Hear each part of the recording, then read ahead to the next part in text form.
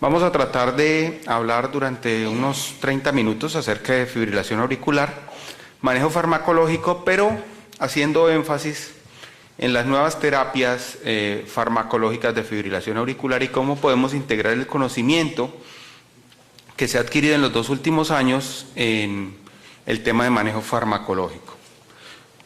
Esto ya lo conoce todo el mundo, la fibrilación auricular es una arritmia frecuente y eso hace que sea un blanco importante de la terapia y el interés de las casas comerciales y de la producción de medicamentos, dispositivos y nuevas estrategias de manejo.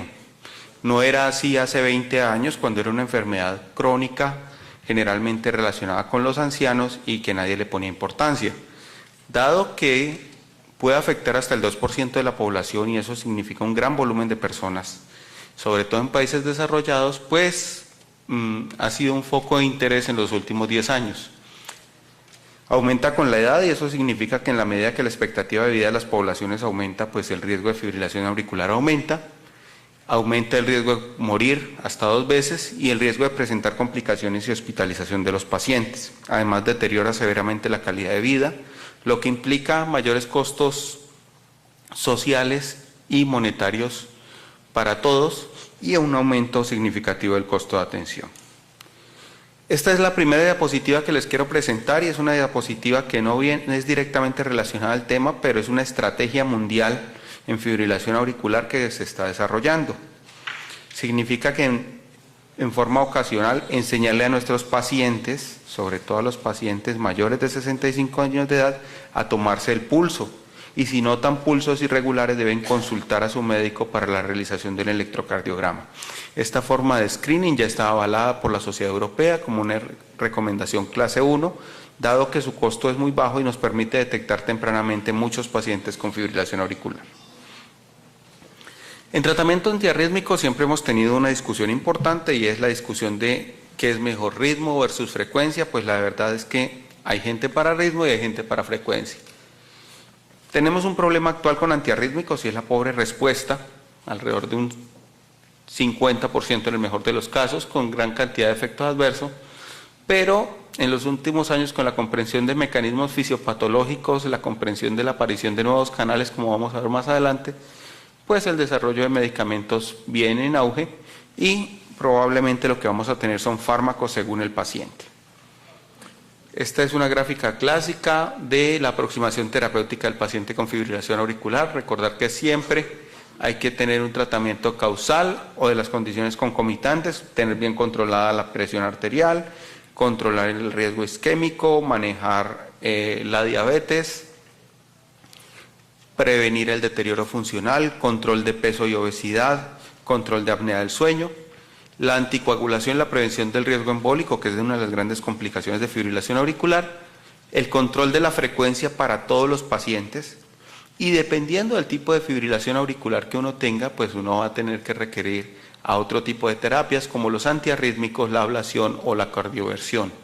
Cuando nos movemos hacia este grupo de permanentes, y es muy importante tener en cuenta que la definición de permanente para las recomendaciones actuales y las nuevas guías es aquella donde el médico no ha logrado con terapia pasar a ritmo sinusal o ya se abandona la posibilidad de un paso a ritmo sinusal por parte del médico o del paciente, pues el papel de los antiarrítmicos y de estas terapias en este grupo de pacientes de FA permanente, excepto de las terapias de control de frecuencia y la anticoagulación, realmente es muy pobre. Cuando vamos a hablar de terapia farmacológica, específicamente antiarrítmicos, vamos a estar dirigidos fundamentalmente desde persistente de larga duración hasta en este sentido. Entonces, siempre tratamiento antiembólico adecuado es la base y el pilar fundamental de la prevención del riesgo isquémico. Evaluación clínica, si tenemos paroxística, control de ritmo, persistente también probablemente control de ritmo y en permanente control de la frecuencia, como les había explicado. Si el paciente permanece muy sintomático, pues probablemente vamos a intentar vías severas de control de frecuencia, como son la ablación del nodo AV o intervención con dispositivos, y si en control de ritmo fallamos, probablemente vamos hacia control de frecuencia. ¿Qué estudios avalan el control de ritmo versus frecuencia? Pues todos estos estudios que se han desarrollado durante la década pasada muestran que en general para grandes poblaciones, con todos los problemas que tienen estos estudios, las dos terapias son iguales, control de frecuencia y control de ritmo. Pero una cosa es que las terapias como tales den los mismos resultados y otra cosa es que sea lo mismo estar en fibrilación auricular o en ritmo sinusal.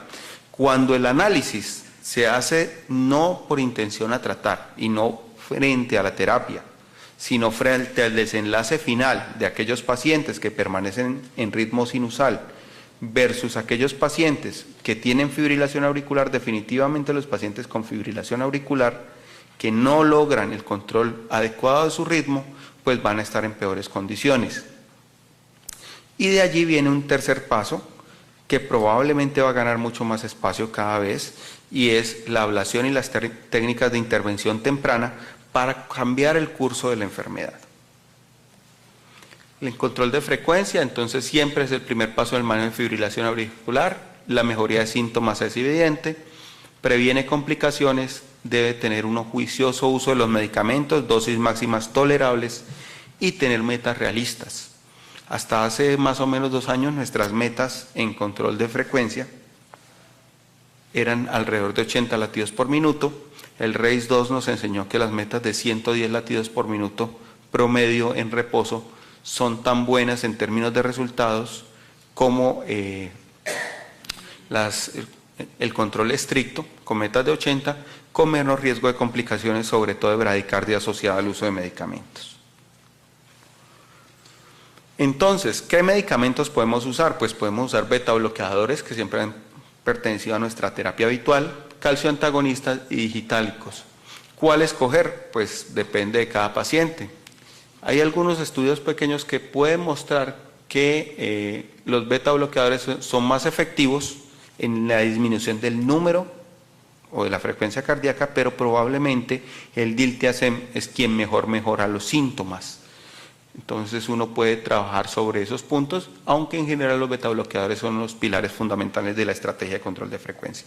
Los digitálicos realmente su papel es marginal, son medicamentos de adición o medicamentos en pacientes que tienen muy poca actividad o una vida inactiva. Una persona que esté postrada probablemente el manejo solamente con digitálicos. Personas activas sin actividad asociada a hipertensión, uno puede usar cualquier medicamento. En falla cardíaca siempre escoger beta bloqueadores y probablemente de segunda línea digital, y en EPOC calcio antagonistas digitálicos y beta bloqueadores selectivos como nebivolol o bisoprolol.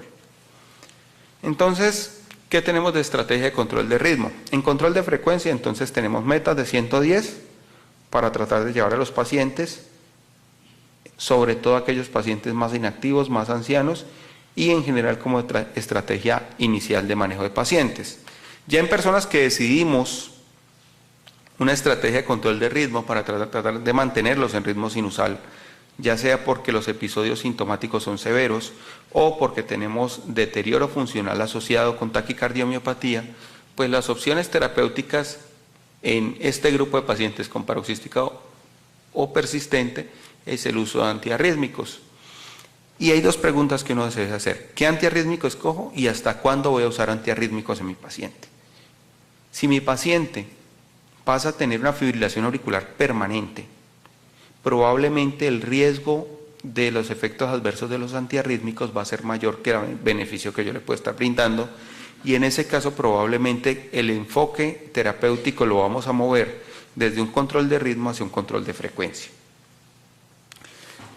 ¿Qué sucede? Pues que en condiciones normales el corazón se comporta de esta manera, pero en fibrilación auricular hay muchos mecanismos que vamos a ver más adelante que modifican la estructura del funcionamiento de la aurícula, especialmente la aurícula izquierda, que favorecen la aparición de fibrilación auricular. Estos mecanismos se perpetúan y se fortalecen, y por tanto la intervención temprana sobre los mecanismos eléctricos pues va a ser mucho más efectiva que una intervención tardía que requiere no solamente modificar la electricidad de la aurícula, sino los sustratos que se generan en términos de desacople, de excitación-contracción del área, la aparición de fibrosis, la aparición de inflamación. El antiarrítmico más usado en el mundo para fibrilación auricular crónica es amiodarona. Es el que en general tiene la mayor efectividad para el mantenimiento del ritmo sinusal, alrededor de un 40-60% en algunos estudios. Eso lo haría muy deseable de usar, pero tenemos un gran problema con él y es la alta tasa de efectos adversos. Si uno suma el total de efectos adversos en amiodarona, estos representan alrededor de un 25% de los pacientes van a tener algún grado de efectos adversos.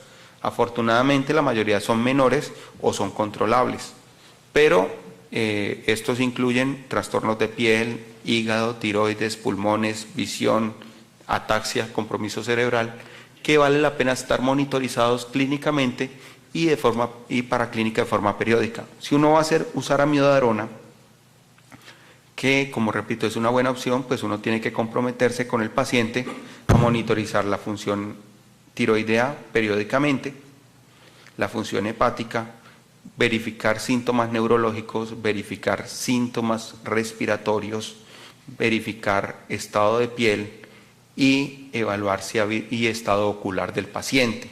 Si hay algún cambio en alguno de estos ítems, uno debería hacer un estudio más profundo para determinar si el medicamento lo está provocando y pensar en suspenderlo. Con amiodarona tenemos un problema importante en la suspensión y es que la vida media es bastante larga, alrededor de 100 días.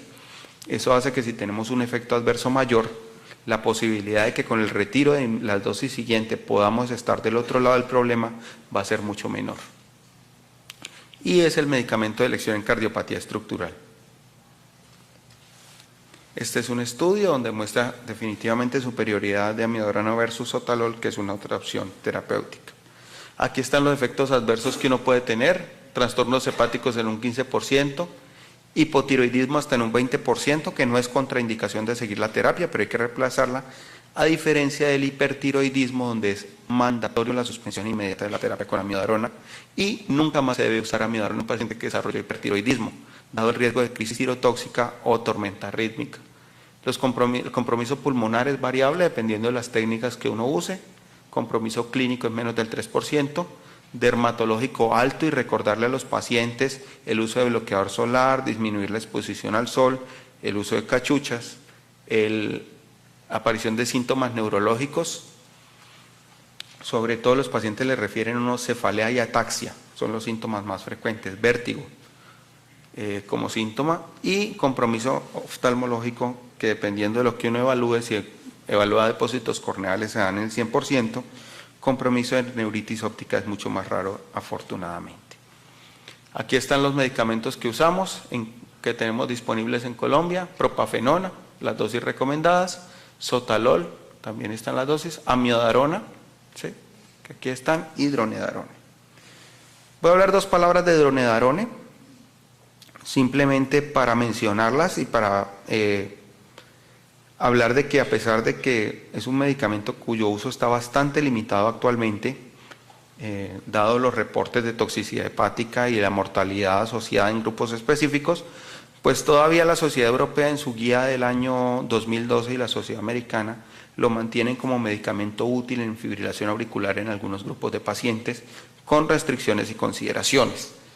Es un derivado modificado de la amiodarona, tiene la ventaja de que no es tan lipofílico, tiene una vida media más corta, tiene una modificación de estos dos radicales de yodo que tenía la amiodarona, y el riesgo de compromiso tiroideo es mucho menor. El compromiso pulmonar pues no es claro, el efecto hepático sí, disminuye la recurrencia del número de hospitalizaciones frente a placebo, pero el estudio frente a amiodarona es menos útil y tiene un adecuado control de frecuencia. Estos son los estudios que soportan el uso de amiodarona, de dronedarone, estudios positivos y negativos. Este es el estudio que prácticamente terminó con el uso de dronedarone en el mundo, el estudio PALAS, un estudio que fue diseñado para un grupo de pacientes que no deberían haber recibido antiarrítmicos porque están en fibrilación auricular permanente, y probablemente el aumento de mortalidad en este grupo de fibrilación auricular permanente modificó pues el curso del uso del medicamento. Este es el estudio Andrómeda, donde soporta el hecho de que los pacientes con falla cardíaca estadio 3 o más no deben recibir el medicamento por aumento de mortalidad, suspendido por seguridad. Estos son los resultados del estudio PALAS, donde también el desenlace fue mayor. Entonces, ¿en quién quedamos con dronedarone? Un grupo muy pequeño de pacientes realmente. Lo restringen su uso a personas que conozcan el uso del medicamento. Está aprobado para el mantenimiento de ritmo sinusal en fibrilación auricular paroxística o persistente. Ven que no está permanente.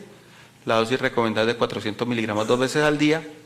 Los efectos adversos principalmente gastrointestinales, hasta en un 20% de las personas. Un aumento de la creatinina que no se relaciona con deterioro renal. Y siempre recordar esto, contraindicado absolutamente en pacientes con falla cardíaca 4 o 2 o 3 con reciente descompensación o fibrilación auricular permanente. La monitoría de función hepática en uso crónico, igual que la amiodarona, no darse concomitantemente con digital por el riesgo de efectos adversos, no administrarse nunca en forma concomitante con el dabigatran por el riesgo de sangrado de este paciente, y en algunos estudios ha mostrado ser útil en postcardioversión para mantenimiento de ritmo sinusal por periodos cortos, 4 a 6 semanas. Volvemos a ver la terapia crónica y aquí la tenemos: propafenona, sotalol, que ya no tenemos en Colombia desafortunadamente, amidadarona y dronadarone. Realmente antiarrítmicos disponibles para FA en Colombia actualmente tenemos solamente propafenona, que es una buena opción en pacientes sin cardiopatía estructural, y amidadarona en aquellos con cardiopatía estructural. Esta es una tabla de la guía colombiana y están los efectos adversos que ustedes pueden ver. Todavía esta tabla del año anterior incluía sotalol, que ya no lo tenemos, y la propafenona en las dosis recomendadas. Entonces, ¿cómo podemos integrar esto en un esquema? Pues los pacientes sin enfermedad cardíaca estructural, la primera línea en el mundo siempre incluye propafenona, sotalol, flecainida y dronadarona, y la amiodarona, si ustedes ven, para todos los grupos es segunda línea. Y eso es importante tenerlo en cuenta. Es muy efectiva, pero siempre se toma de segunda línea por los efectos adversos. En paciente con hipertrofia ventricular puede usarse dronadarone, en pacientes con enfermedad coronaria sotalol a dosis bajas o combinado, segunda línea dronadarone y amiodarona de tercera línea, y amiodarona de primera línea solamente en aquellos pacientes con falla cardíaca, aunque estos ya reciben en general beta bloqueadores adicionales. Una pregunta frecuente que a uno le hacen en la consulta: ¿sirven o no sirven los ácidos grasos omega 3 que están de moda para fibrilación auricular? La respuesta es que los estudios han mostrado resultados divergentes aún con dosis altas. Cuando uno mira la fisiopatología le parece que son muy buenos, cuando mira los estudios realmente su uso no está avalado, y si uno los quiere usar como terapia adicional puede usarlos, pero pensando que no van a ser de gran efectividad. Una de las grandes revoluciones para la guía del 2012 y probablemente uno de los cambios importantes en la terapéutica en fibrilación auricular es Bernacalant. Bernacalant es un medicamento relativamente nuevo, con estudios más o menos desde el año 2005, actualmente indicado para cardioversión farmacológica. Es un bloqueador multicanal selectivo auricular, bloquea específicamente canales auriculares con muy poco compromiso del ventrículo, tiene un efecto muy rápido que se inicia más o menos a los 10 minutos de la infusión, una vida media de alrededor de 3 horas y un metabolismo hepático.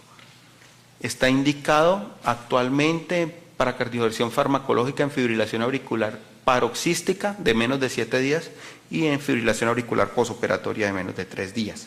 ¿Por qué estos tiempos? Porque por el mecanismo de bloqueo, que es dependiente de canales, su efecto después de pasado un tiempo, cuando hay remodelación de la aurícula y hay cambios de los canales eléctricos sobre los cuales actúa, o su papel principal en el mantenimiento de la arritmia, se pierde y la efectividad del medicamento se disminuye. Tiene la ventaja de que tiene un muy bajo riesgo de proarritmia. La prolongación del QT va alrededor de 20 milisegundos. En los estudios no se ha visto episodios de torsión de puntas relacionados. Es útil en pacientes con cuadros cortos. La dosis es de 3 miligramos kilogramos en 10 minutos en infusión continua, y luego si a los 15 minutos no ha pasado, se da un segundo bolo.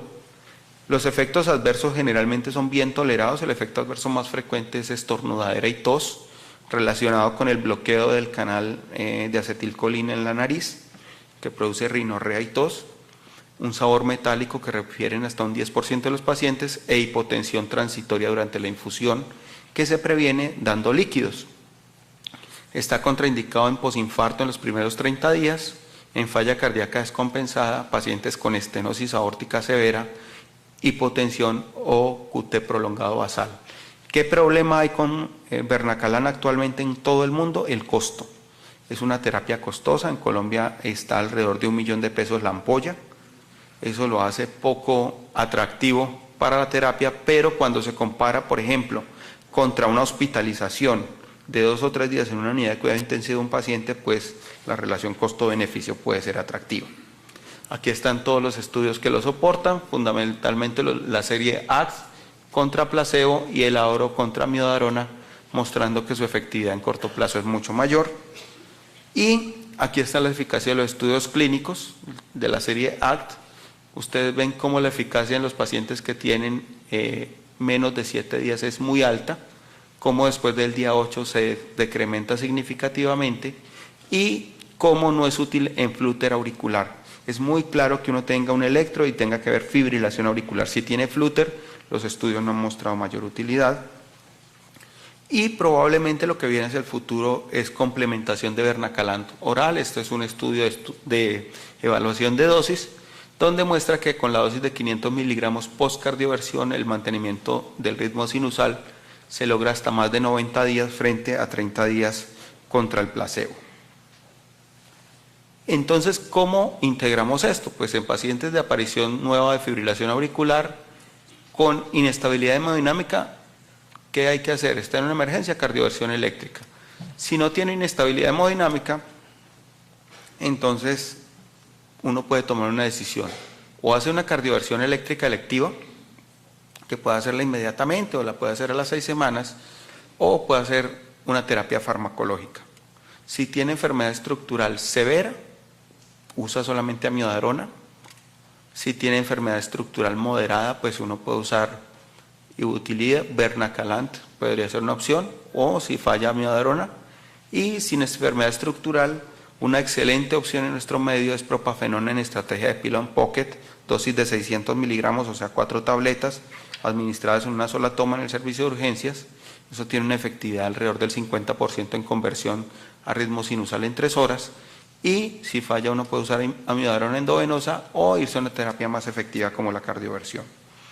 2 palabras finalmente en los medicamentos actuales. Ranolazina probablemente llega el próximo año a Colombia.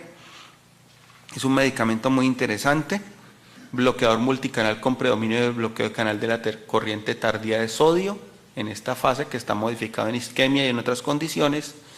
Eso modifica el entorno del isquémico y por eso su utilidad como antianginoso potente, pero ha mostrado disminución de las tasas de arritmia en general, especialmente fibrilación auricular y taquicardia ventricular, y conversión de fibrilación auricular en algunos pacientes. Tiene bloqueo multicanal, es muy selectivo de aurícula, bloquea unas corrientes auriculares de IKUR que son bastante selectivas y un perfil de seguridad bastante bueno.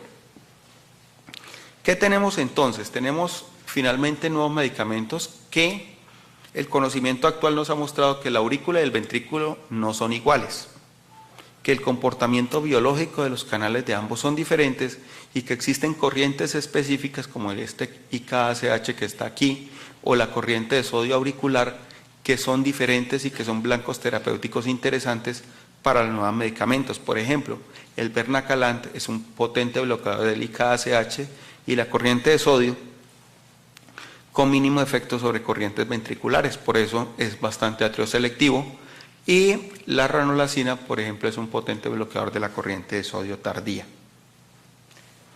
Pero el problema de la fibrilación auricular va más allá, y es que no es solamente un problema eléctrico puntual, sino que hay un cambio del funcionamiento de la estructura de la aurícula. La fibrilación auricular produce cambios de sobrecarga de calcio, cambios transcripcionales de la célula, cambio en la expresión de canales, cambios de la longitud de onda y fenómenos de dispersión del potencial de acción y cambios en el comportamiento eléctrico de la homogeneidad de la aurícula, favorece reentrada.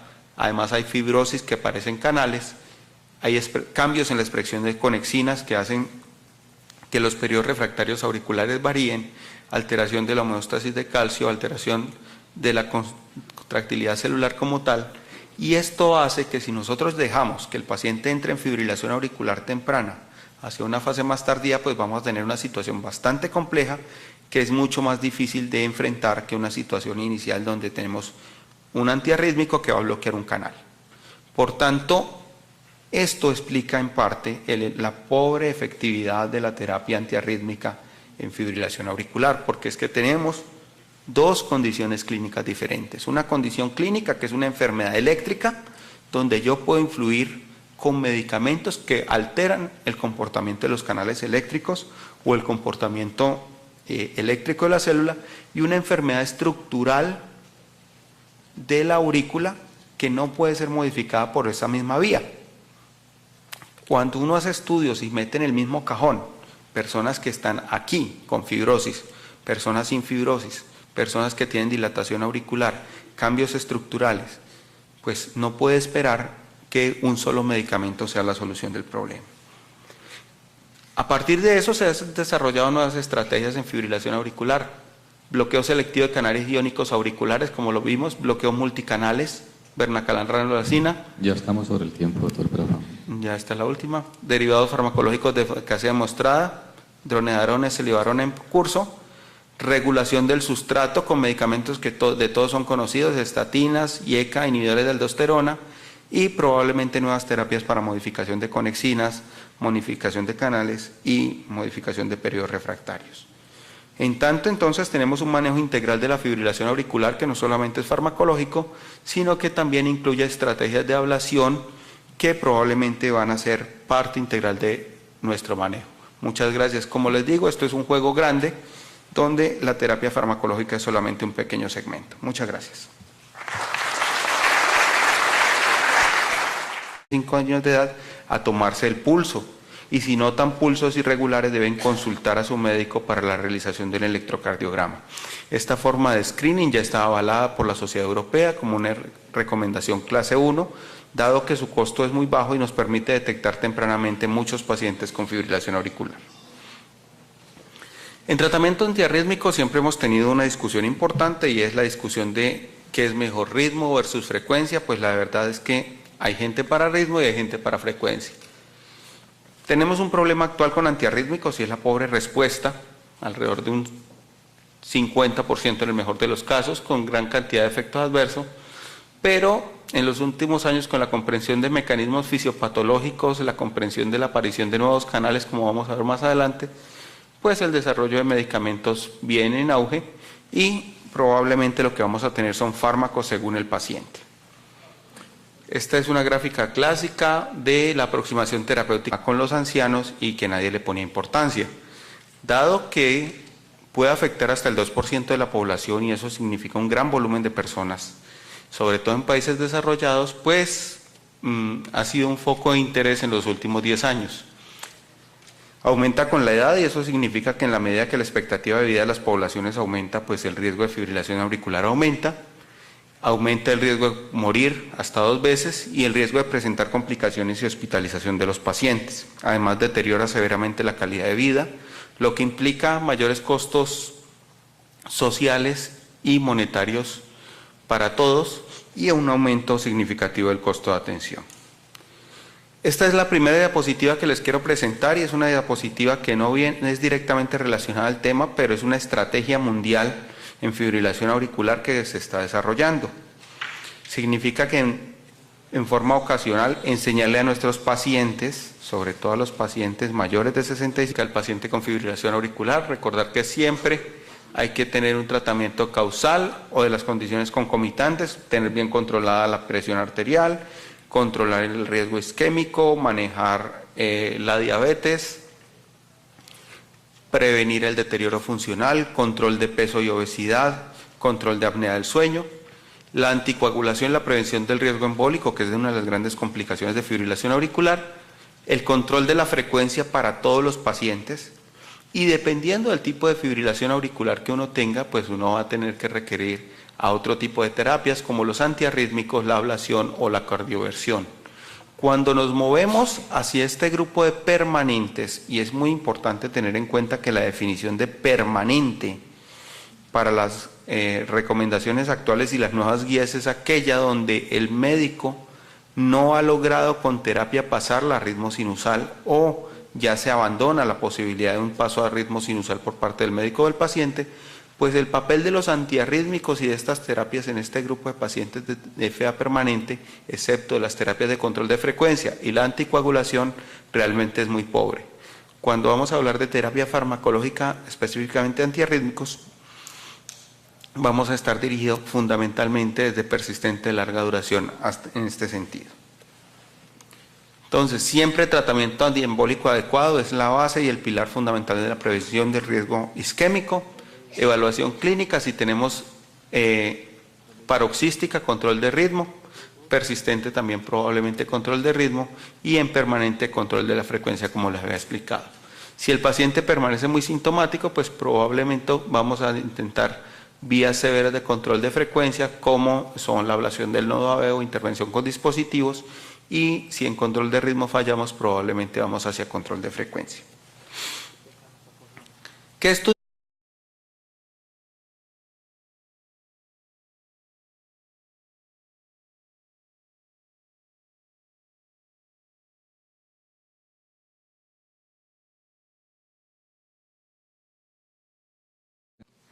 Vamos a tratar de hablar durante unos 30 minutos acerca de fibrilación auricular, manejo farmacológico, pero haciendo énfasis en las nuevas terapias farmacológicas de fibrilación auricular y cómo podemos integrar el conocimiento que se ha adquirido en los 2 últimos años en el tema de manejo farmacológico.